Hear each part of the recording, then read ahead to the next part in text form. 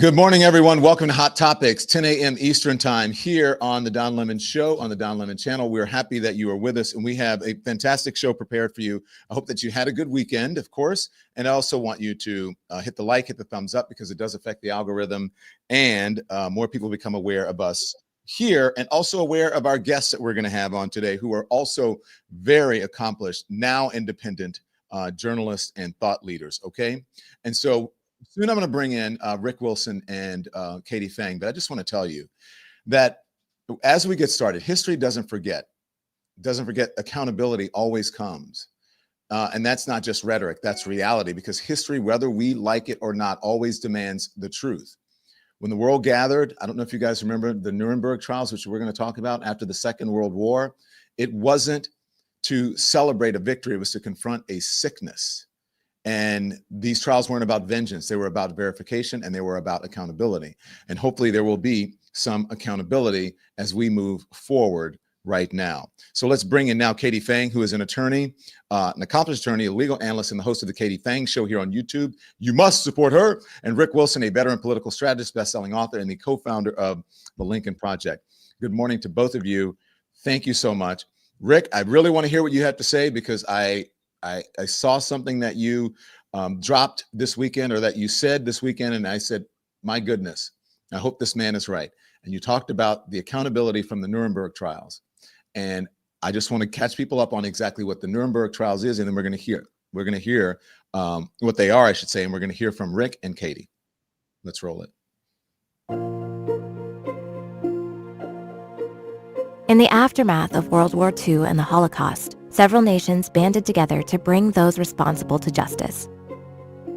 It was the first time in history that high-ranking government officials were brought before an international court and charged with war crimes. This historic event is commonly called the Nuremberg Trials. In November of 1945, 22 leading German officials were put on trial in Nuremberg, Germany. Adolf Hitler, the leader of Nazi Germany, was not present. He killed himself in the final days of the war. The Nazi officials on trial represented a cross-section of the Nazi Party and the German government, including Hitler's personal aide, a leader of the Hitler Youth, the head of German radio division in the propaganda ministry, and commanders from the German military. The judges presiding over the trial came from the four major Allied powers: the United States, Great Britain, France, and the Soviet Union. The charges were crimes against peace, war crimes, crimes against humanity, and conspiracy to commit those crimes.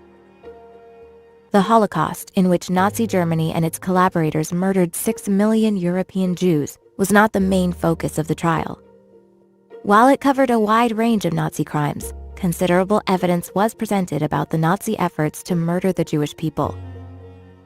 Much of what we know now about the Holocaust first came to light at the Nuremberg trials, including how many Jews were killed, the destruction of the Warsaw Ghetto, and the mass murder operations at the Auschwitz-Birkenau killing center. Tens of thousands of documents created by the Nazi regime itself were presented at the trial as evidence, as well as photographs and film footage. They also included some eyewitness testimonies from other Nazi officials and survivors of Nazi camps. The defendants did not deny the authenticity of the evidence, and most admitted the crimes did occur. However, they denied personal responsibility for the crimes by claiming they had simply followed orders. The court rejected this defense. The judges handed down their decisions in October of 1946. The truth remains that war crimes were committed on a vast scale, never before seen in the history of war. They were perpetrated in all the countries occupied by Germany. 12 defendants were sentenced to death. 7 were sentenced to prison terms ranging from 10 years to life. The final 3 were acquitted. Additional trials were held in following years by the United States and other countries, charging hundreds of thousands of other Nazi perpetrators and their collaborators. Many others were never tried. Some fled Germany to live abroad, including thousands who came to the United States. The trials also had a purpose beyond bringing the Nazi officials to justice. they helped to establish the principle that crimes against humanity should not go unpunished. The wrongs which we seek to condemn and punish have been so calculated, so malignant and so devastating, that civilization cannot tolerate their being ignored, because it cannot survive their being repeated.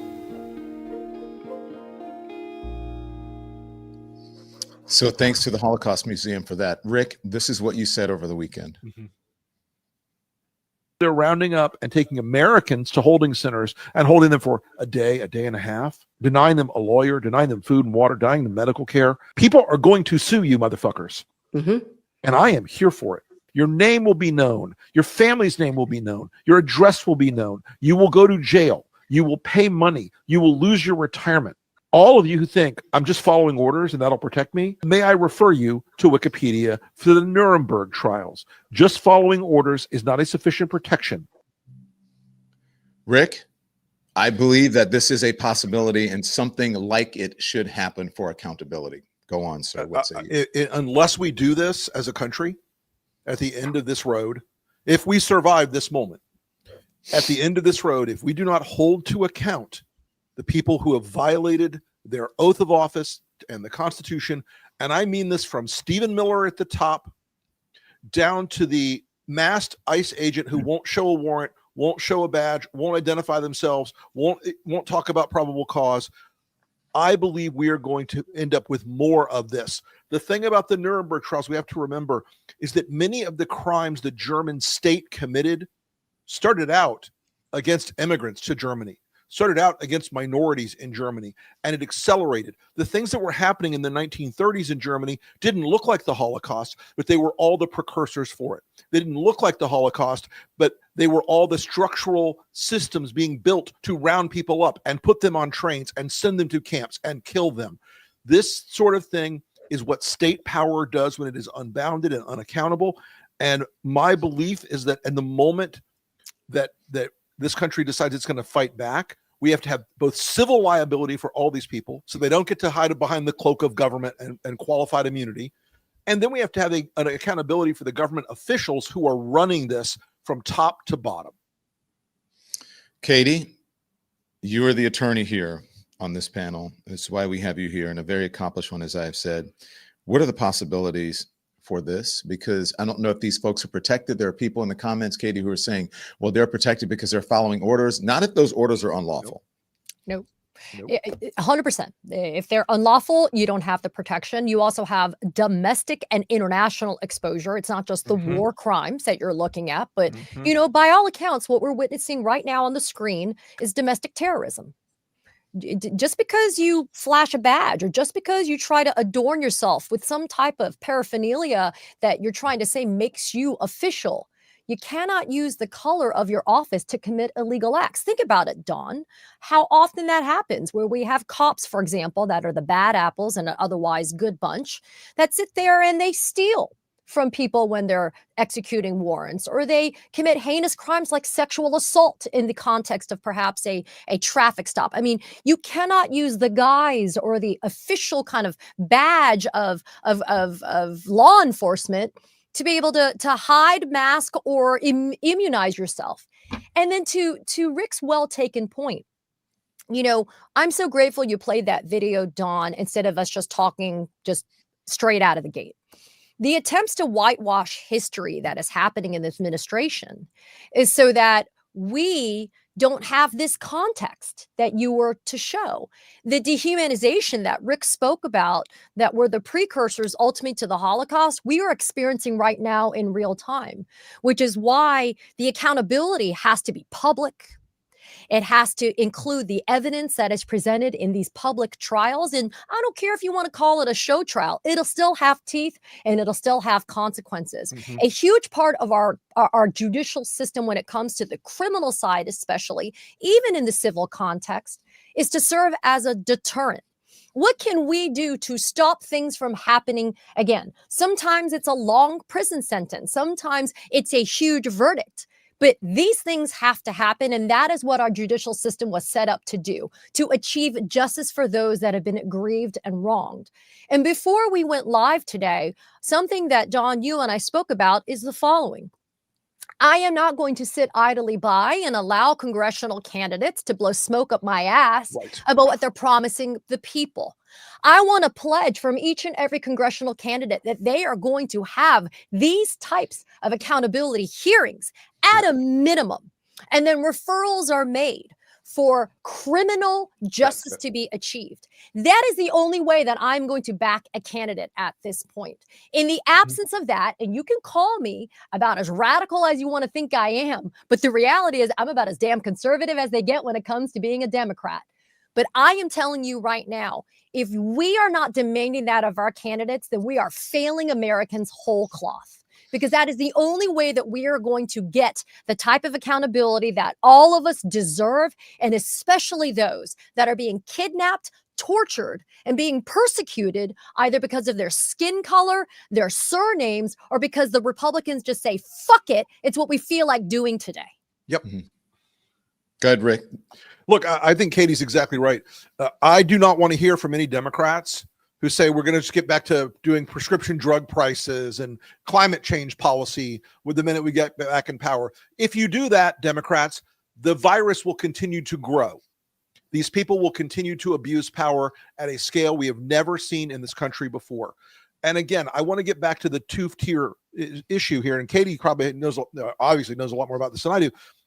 These people that are doing this in ICE and DHS, they all believe they have qualified immunity. They all believe that an order from above, from Kristi Noem or Stephen Miller or the White House, makes anything they do permissible. This is not a correct legal view. They are exposing themselves not only to people being able to sue them civilly, but to being referred criminally. And again, if the House members who come in next year, God bless, we get the majority back, this has to be a front and center issue. Don't try to impeach Donald Trump. Again, it doesn't matter in the same way. Dismantle the machine he is building to impose authoritarian statism in this country. And you do that by exposing each name of every one of these people. They're like, oh, you're going to dox them. You know what? I'm sorry. In a democracy, in a republic, cops don't get to wear masks. Cops don't get to go around without a badge or an ID. There are people right now who are out there. They've never shown a warrant. They've never given probable cause. They've broken into people's homes. They've broken into people's cars. They've dragged them out.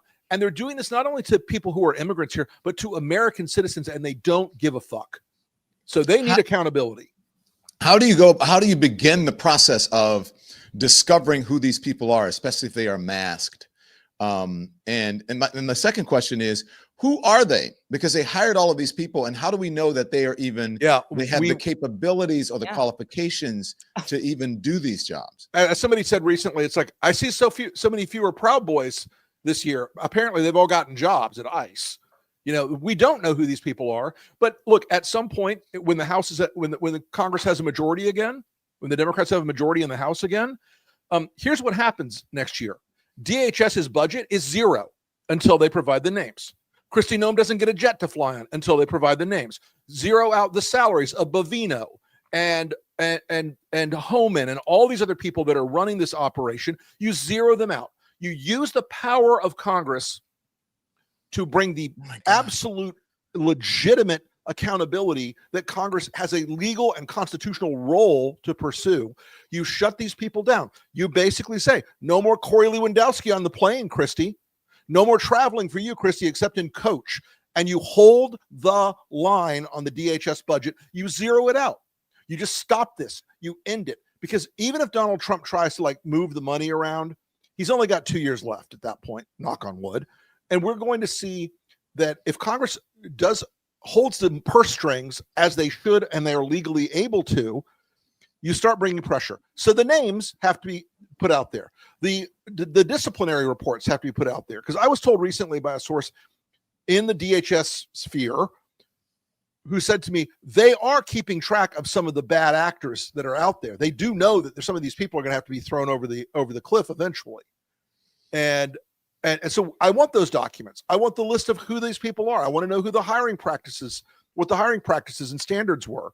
You know, we're seeing reports that some of the people that have been hired by ICE, they're told, oh yeah, a domestic violence conviction isn't disqualifying. Get the fuck out of here. Don, Rick, hold on one second, Katie. Just sorry. Congress can do that. Yes. And if they do, what is it? Is it going to have a de minimis effect? Will it have a? You said you don't know. We don't know what the effect would be, but you said he only has 2 years. Although he's saying yeah, he's going to run again. But anyways, that's a whole nother show, as they say. But if Congress does that, does that restrict anything, or will they just do it? Look, regardless? I mean, they may try to backdoor the funding, but it raises the pain and the friction. Yeah. And look, right on. Kristi Noem travels the country on 2 private jets that were just purchased for her. That's an easy rider to push into the next continuing resolution of the budget next year. It just says that the Secretary of DHS may not use private air transport, must always use commercial. Mm-hmm. And you know, no designated member of her staff named Corey Lewandowski may travel with her or stay in the same hotel. You know, because she does take her boyfriend around with her folks around the country. But all this financial pressure Congress can bring, the purpose is not just to cut the DHS budget. It's to force them to turn over the names of the people who are arresting and abusing American citizens without a warrant, without a badge, without probable cause, and with extraordinary violence and abuse. Look, nobody out there in DHS that's doing this job right now is doing it because they want to make the country safe. These guys are role playing, they're cosplaying, they miss being at war, whatever the fuck it is, and they love being able to go out and kick the shit out of people. This is a place where a democracy and a republic should not have people in its government wearing masks doing this. Katie, I'm sorry. Didn't mean to cut you off. Don't apologize. Look, here's the thing. To Rick's point, they're getting their rocks off doing this, right? But they're getting paid. These assholes aren't working for free. You think they're working for free? I'm telling you, you get congressional subpoenas. There are paychecks going out. Yep. It has identifiers on who these people are. You can wear a mask and no badge and no ID all day long, but when you get paid, it's either going direct deposit or it's going paper check to you. It ain't that fucking hard. It goes into a financial institution. It's called reverse engineer it, right? Figure out where the money goes and you'll be able to trace who that person is. The other thing is this. We're going to rely heavily on the integrity of whistleblowers. And for those of you that may be naysayers about the value of that, let me talk about how I've prosecuted murder cases with co-conspirator flip defendants. They still have their own exposure for their own wrongdoings, but yes, it does get mitigated with the cooperation that they provide. There will be quality whistleblowers that have found Jesus and are going to make sure that a lot of people from the top to the bottom are held accountable for what they've done wrong. And it's okay, because what we are going to be seeking is transparency and the truth. And as long as we get there through the congressional budget process of forcing their hands to, again, going back to the source documents that we use in civil and criminal cases, where we go to the actual papers themselves and we work our way back. We follow the money. We follow whatever the arguments are and the lines, and we pull on the threads, Don. That's how we're going to get the information and the evidence. And by the way, let me be clear. We are not a banana republic. We are still a democracy with laws, right? And the rule of law will dictate that we as Democrats will follow the laws and will follow the procedures. It will not just be some kangaroo court, judge, jury, and executioner. It will be, here's the presentation of the evidence, and it'll be done in a congressional setting, and then it'll also be done in a court of law. The thing is, too, is that not a lot of it, I'll let you jump in here, Rick, but not all of America is seeing these videos, right? And if you're watching the mainstream media in general, you're not seeing a lot of it, right? No. It's, you know, from one thing to the next. I want to play this so that you can hear it. Start from the beginning, Andy. Let's play it for folks. These are people being tear gassed in Chicago, a peaceful crowd. Watch.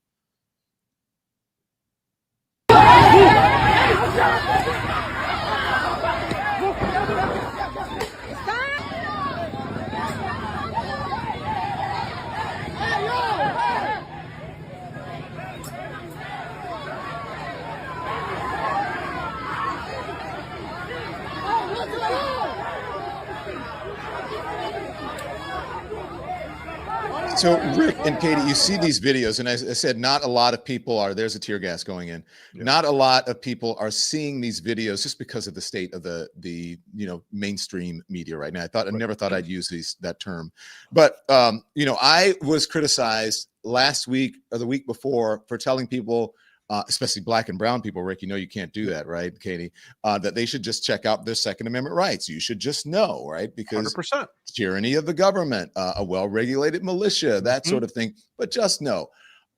So I got criticized for that. And then by Megyn Kelly and others who said, and who was the other guy? Matt Walsh or someone, and said that none of the people getting caught up were non-U.S. None of the people getting caught up were U.S. citizens. These are only bad guys who are, as in their terms, racist, or they had something against them, some sort of criminal act. And I was like, are you guys kidding me? Do you not read? And so these videos will show up in a courtroom, and the world will get to see it if we indeed, which I hope we do, get to a point of accountability where some order of accountability happens in a courtroom, perhaps like the Nuremberg trials. I want to echo something Katie said. One of the most important reasons for holding these people accountable is to reestablish that the rule of law means something in the United States of America.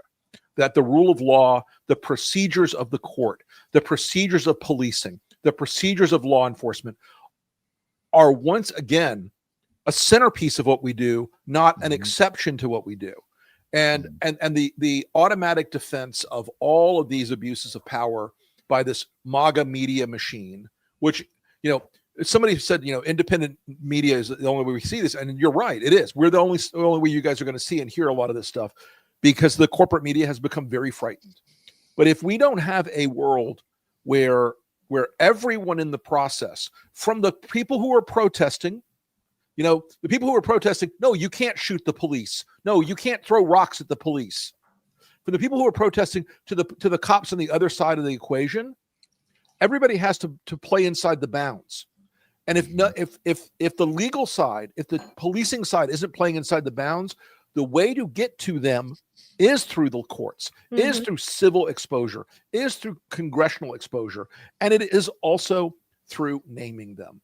Yeah. And I know the you're doxing agents. Fuck you, and fuck you with bells on top. Because once you are a masked secret policeman, all bets are off.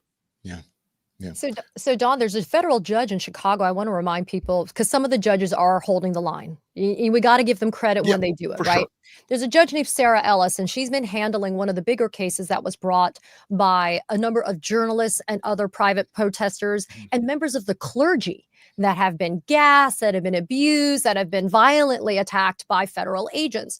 She's hauling Greg Bovino, the head of CPB, into court tomorrow because she was shown video that was live streamed on Facebook during a demonstration of him chucking tear gas canisters at the crowd. You could see his face, and that was in clear violation of one of her temporary restraining orders.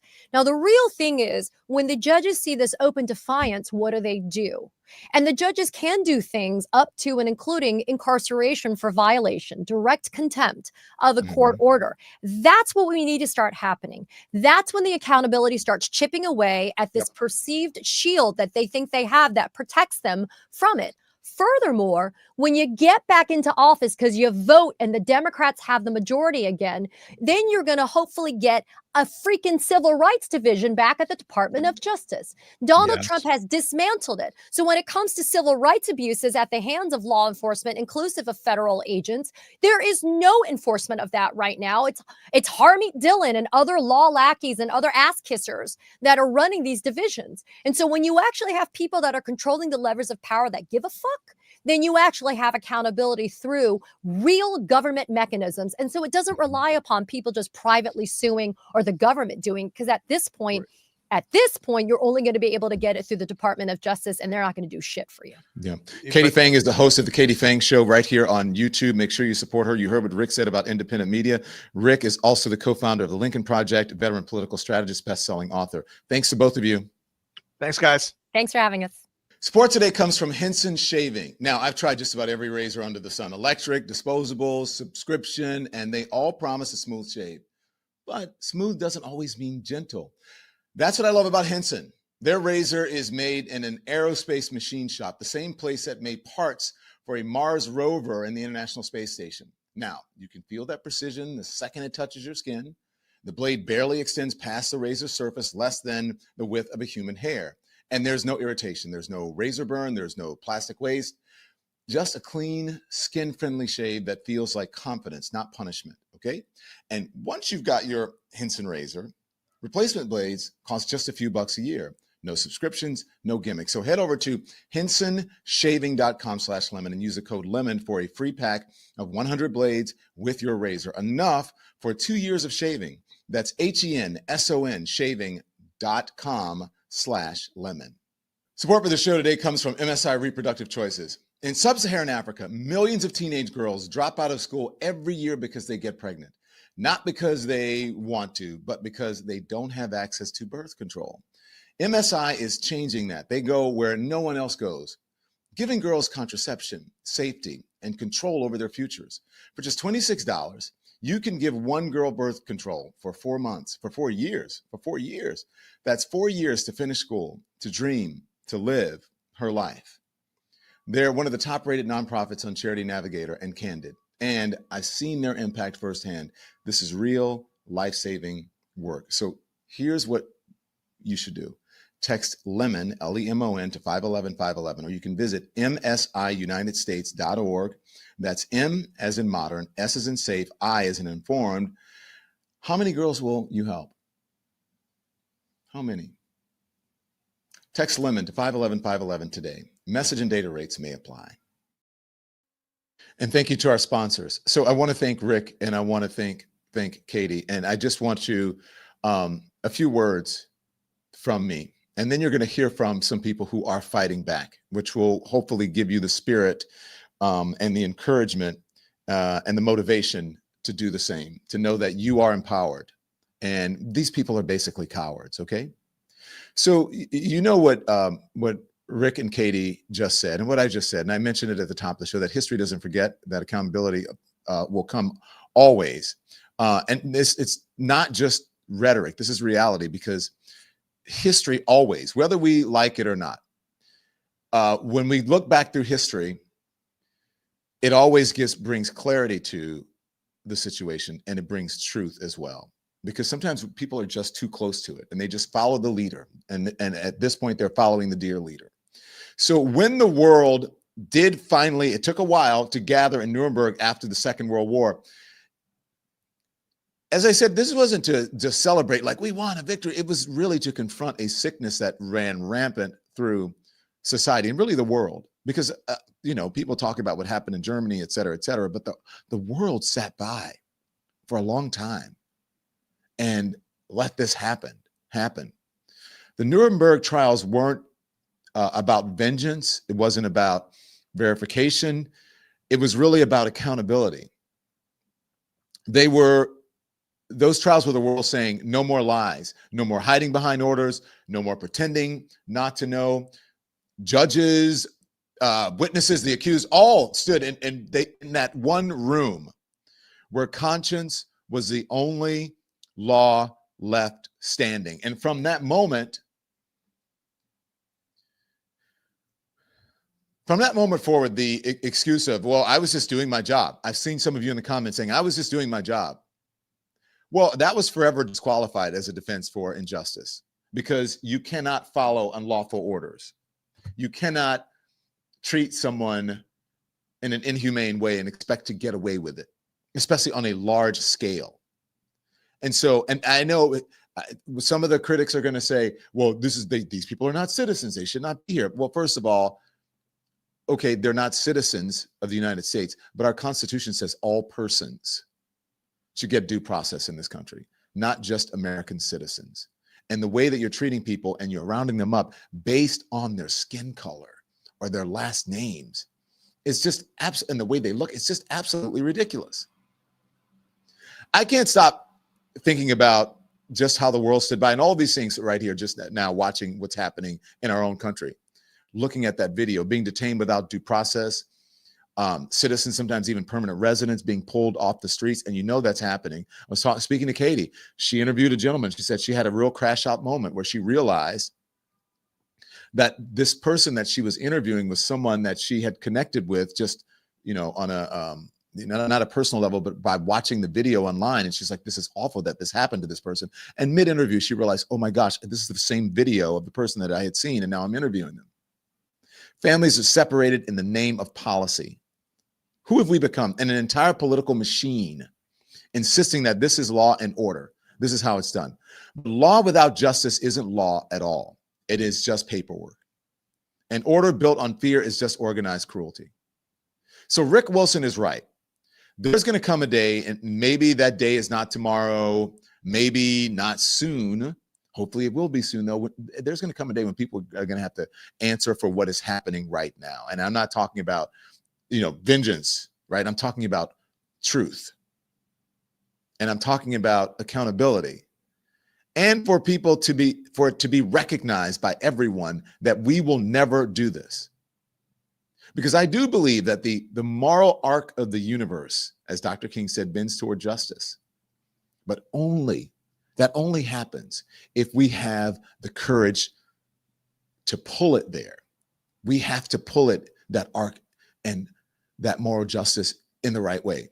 And that's what this moment demands from us. So think about how Nuremberg even came to be. These weren't extraordinary people, meaning extraordinary in like their positions in life, that they were some, oligarch, billionaire, had huge influence in society, politicians. These were ordinary people. These were teachers, engineers, soldiers, healthcare workers, domestics, housewives, all said that they had no choice and they had had enough. They said that they were, well, I should say, let me take that back.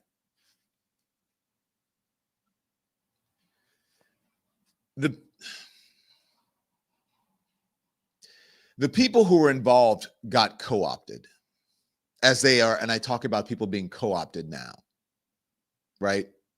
I talk about you're being co-opted, that rich people are you think that that I am your enemy, the working class people are your enemy, that black people are your enemy, or immigrants are your enemy, and it's not.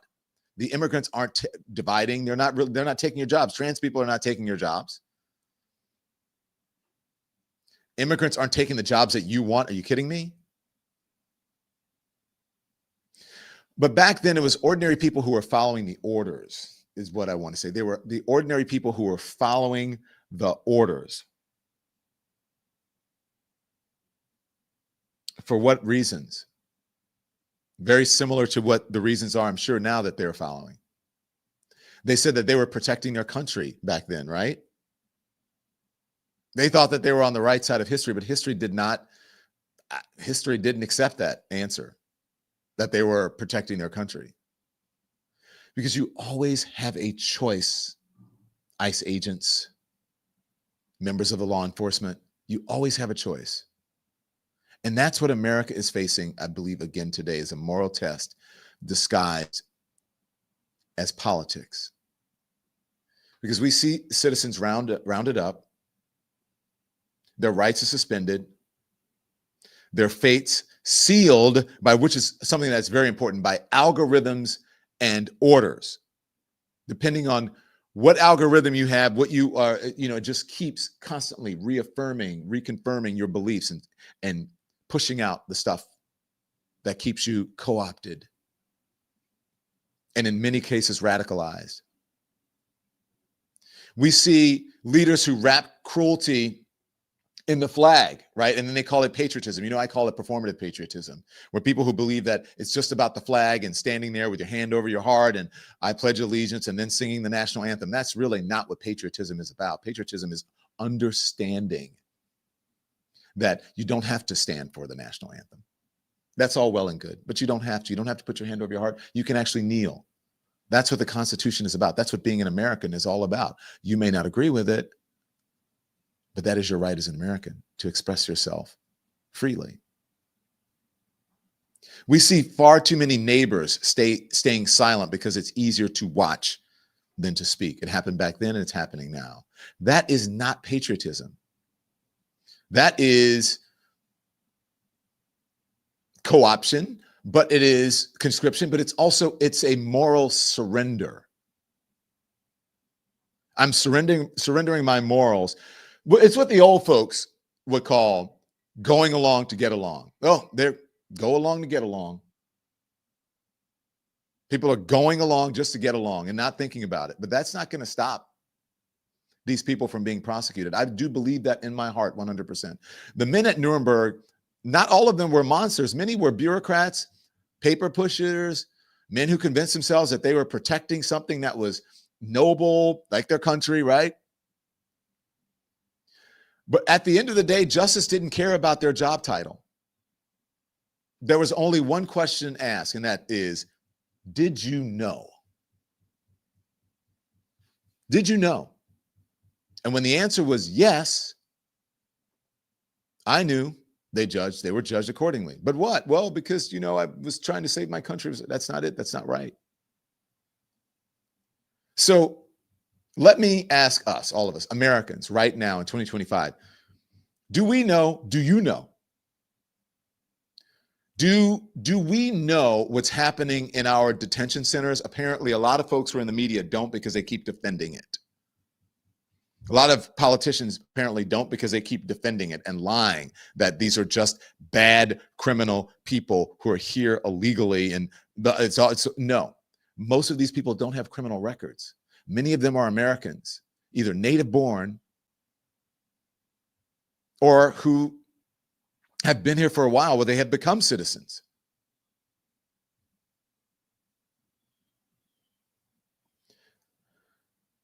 Do we know what's happening in those detention centers? They won't let you in. They won't let the politicians in. Do we know how many people have been seized under false pretenses? Do we know how many lives have vanished into silence while we just scroll past the headlines? We're just on our phones, just scrolling. I like to talk about receipts, and I believe, and I've said this before, history keeps receipts. I've mentioned it when we look back on those pictures of some of our ancestors, or your ancestors, really, showing up, some of them dressed up to go see a black man lynched, or spitting at school children, black school children trying to go to class in the process of integrating schools, and yelling at them and calling them the N-word. I think history keeps receipts, because when you look back on that, you go, oh my gosh, whew, that was terrible. We don't want to display that picture with grandpa or great grandpa Jimmy doing that. And there's going to come a time when we have to settle the ledger, right? Would accountants say. So when it's time to settle that ledger, it won't matter what we say that we believed in. It's going to matter what we did. Did we know? What did you do? So I'm not calling for punishment. Maybe I should. You know what? I think people should be punished. But I'm also more calling for, it's the principle of the thing. Because the lesson on Nuremberg, and I think that's a good lesson. I'm so glad that Rick brought that up. And I hope people learn more about that. I tell people they need to read the Constitution, right? I have my little pocket one here that I keep. But you need to read the Constitution. And you need to know about history. Because the lesson of Nuremberg wasn't to avenge evil. It wasn't as much to avenge evil as it was to prevent it from happening again. Every time this administration and these people get away with things, it emboldens them to go further. So if you're sitting there thinking, oh, you have TDS, this is never going to happen in our country, it's already happening. And it will get worse. When people become emboldened, they can do anything. So without suffering any sort of consequence, they can do it with impunity. Every generation that looks away becomes the next one to repeat it. And every time you're silent today, every silence today becomes someone suffering tomorrow. trust. I've seen this pattern before. We have studied this pattern before. Some folks have lived through it. Those who are here long enough, who have the privilege of living a good long life, very few left, know what happened in the 30s and the 40s.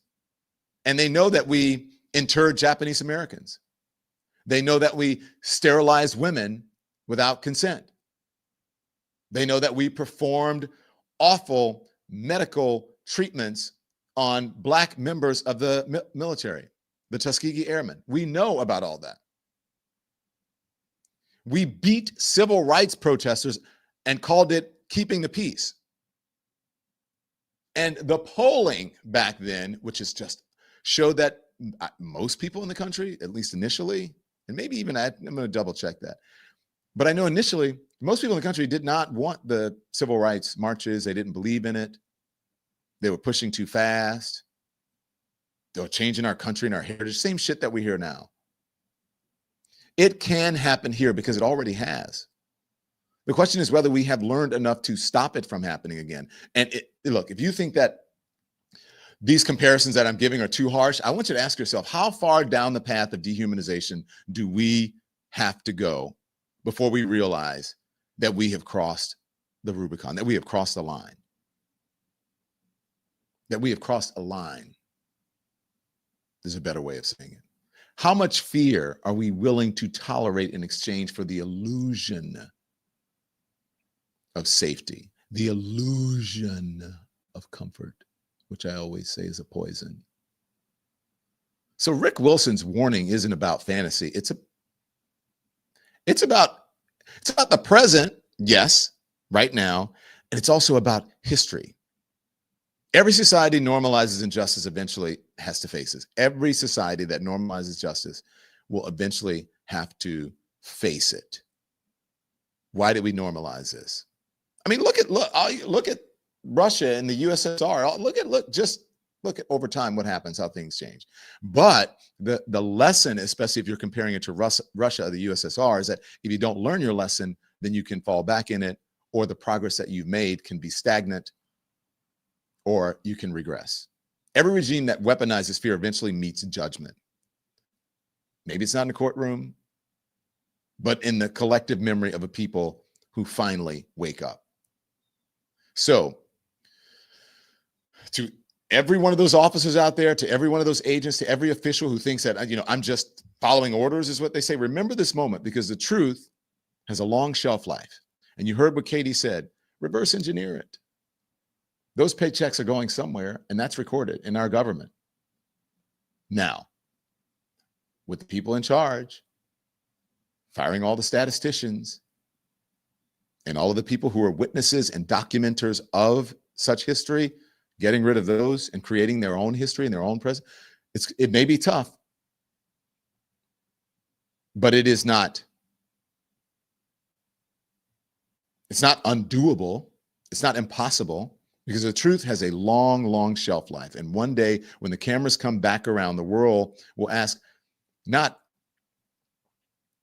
what did you do for your country, I should say, right? They're not going to ask, were you loyal? They're going to ask you, were you human?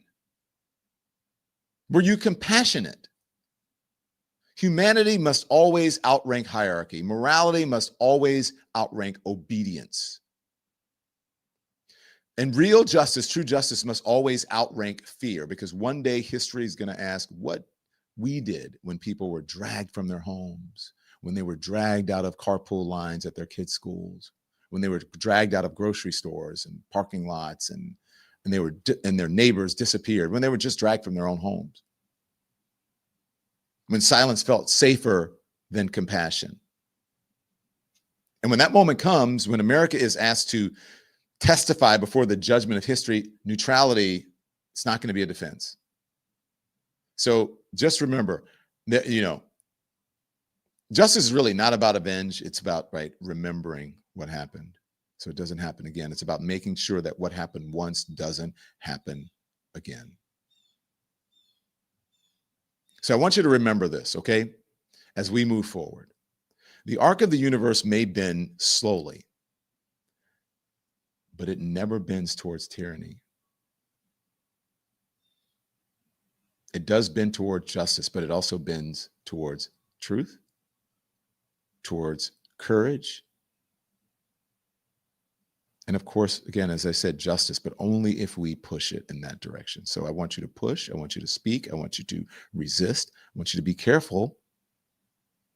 Resist the urge to normalize this, to both sides it, to be co-opted. I hear people all the time saying, well, you know what? I heard folks saying, you know what? Well, we do need a new ballroom to entertain. It's like, yeah, maybe, but there's a way to do it.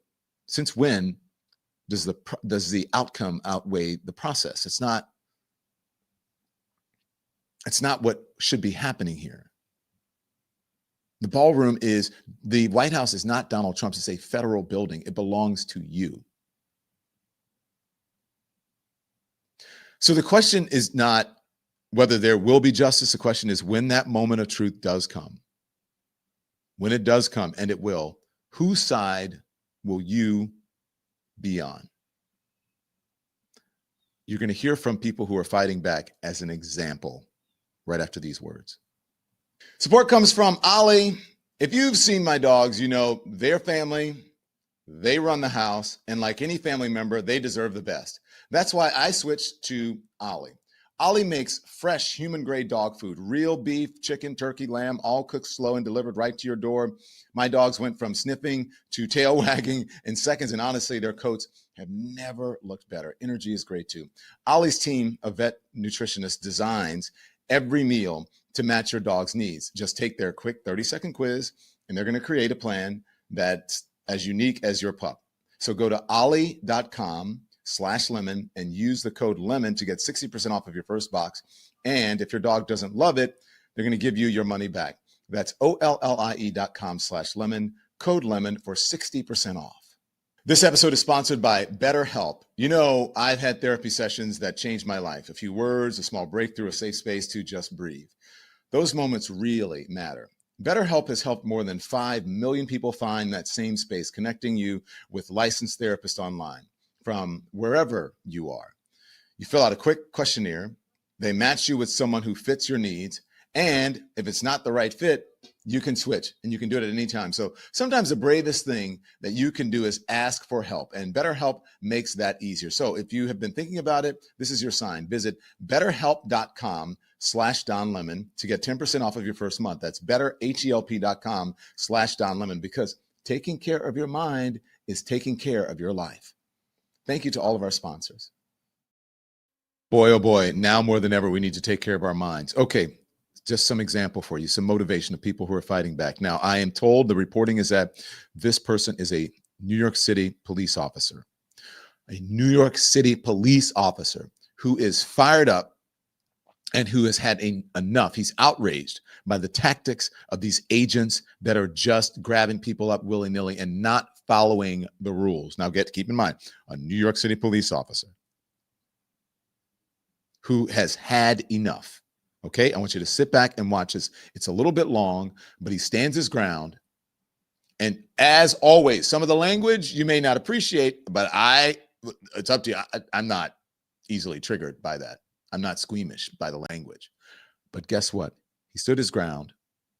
And I think that you will agree with the sentiment. Roll it. Why are y'all harassing me for? What is wrong with you? You sick? Go get a real job. Get off me. I'm a fucking officer too. I want y'all to know that. Get off me. You're really harassing me. Go home. Go home. You better get arrested. Go home. Stand right here. I got work to do. Can you please escort him out of here? Nope. Thank you. Sir, I got work to do. You refusing to leave? Sir, I'm not refusing to leave. I'm here to do work. No, sir. You asked to leave. You refusing to leave? I'm not refusing to leave. Leave me alone. Let me finish what I'm doing, sir. Please. Can you leave me alone? Thank you. Excuse me. I need to get my stuff. Excuse me. Excuse me. Good boy. Where's my stuff at? Y'all threw it on the floor, huh? Well, y'all don't want to move out people's way, huh? Y'all want to harass everybody in the fucking world. Y'all got nothing else better to do? Are you done now? I'm not done because you obviously not done for touching me and harassing me. Y'all just make a hole so he can nice, please. No, don't make a hole. Make a hole, please, I honey. want y'all to see this. I want you to see the great American people of America, how they're treating people. Disrespectful asses. Excuse me. Hold on. Let's talk together. How you doing? Look at these Americans. You're touching me, sir. You're touching me. You're touching my butt. You're touching me. Well, Touching your butt? You should be so lucky, huh? Oh, You should be so I got lucky. 5 kids, homie. I don't need it. It sure seems like it. You should be at home taking care of your kids. And I do take care of my kids. What do you do for a living? Harass people? Yeah. All right, that's what I thought. Learn to go get a real job. I got a real job. I swear to God, y'all. I hate you. I'm sorry, I don't hate you. I dislike you for what the fuck you do. And I bet you $100 million your dumbass family's not even from here. We all come from somewhere, you stupid motherfucker. Yeah, I'm not racist. You're the racist one for touching me. Your man harassed me. Your man harassed me. Your man harassed me. That dumbass Asian nigga that's not even American harassed me. And it's stupid ass. If your fucking ancestors came here through the fucking shit. Yeah, you get mad, big boy. You can't touch me, nigga. I'm American. Where's security? Are we able to get him out of here? Security, no, I'm not done, sir. I'm not done, sir. Excuse me, I gotta go do paperwork. You're done. Sir, I gotta go talk to the lady. Not right now. This is a public building. Yeah, I'll calm down. As I was walking out, he grabbed my shirt like he wanted to fight me. No, you interfere with an arrest. No, he did not. I was walking out. I can't sue him. Speak 4 languages, smarter than your dumb ass. Thank you.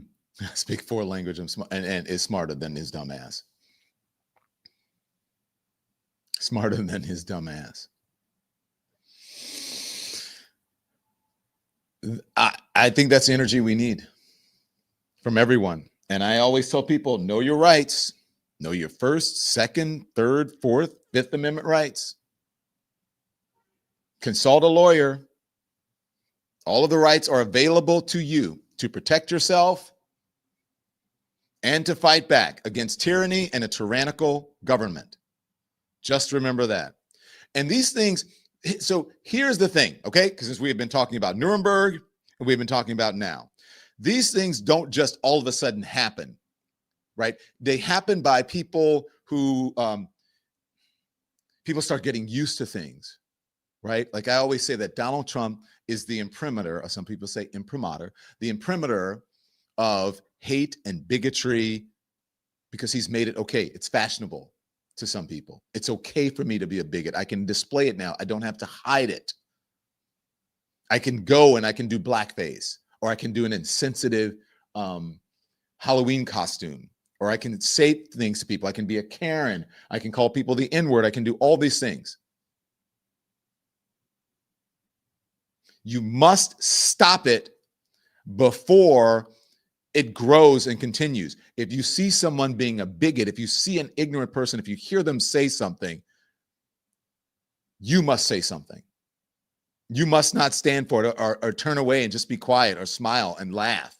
Don't go along with it. Like this young lady who was incensed, rightfully so, by some stupid frat bro white dude who thought it was okay to don a Nazi officer uniform to go out in public to a Halloween party. Watch. Get the fuck out! Get the fuck out! Get the fuck out! Don't touch him. Don't touch me! Get the fuck out! Don't touch him, bro. You don't fucking wear that shit. What the fuck is wrong? Don't let me stop. Yeah, no one here is gonna fuck with that shit. Fuck you! What the fuck? He's in my. Yo, are you in my accounting class? Yeah! What up, bro? What's good, bro? How are you? Look at this guy.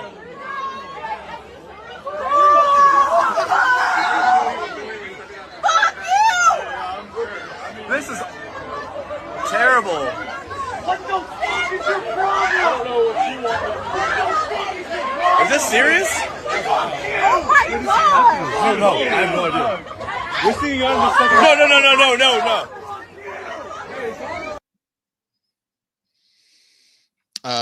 Someone says he's 33 years old. I don't know if it's the same person. That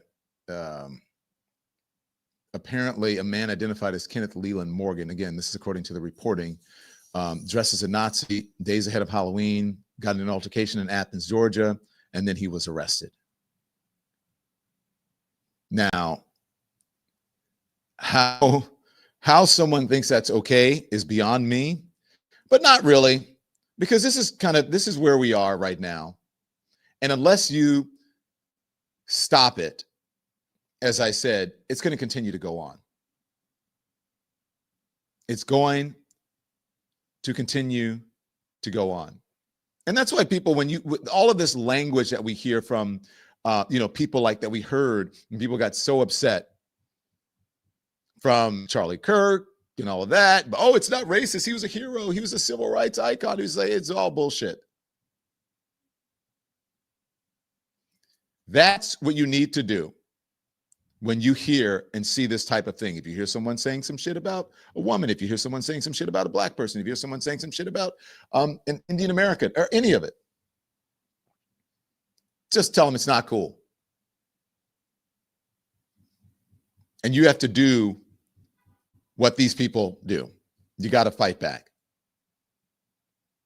Because it starts at home. It starts when they're young. It starts in elementary school, junior high school, in college. It starts when everybody in the workplace looks exactly the same and there's no accountability and there is no voice of reason. There is no wise person there, as my friend Jen Welch says, when everybody looks alike. And it's all these guys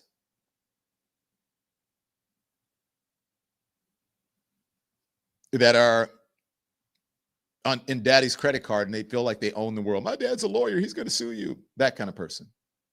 Man in Nazi uniform assaulted Georgia student after he was denied entry to a bar. The University of Georgia. Look, when I lived in Louisiana, we would always say, it's always Georgia, but really we would say it's always Alabama. Alabama was like,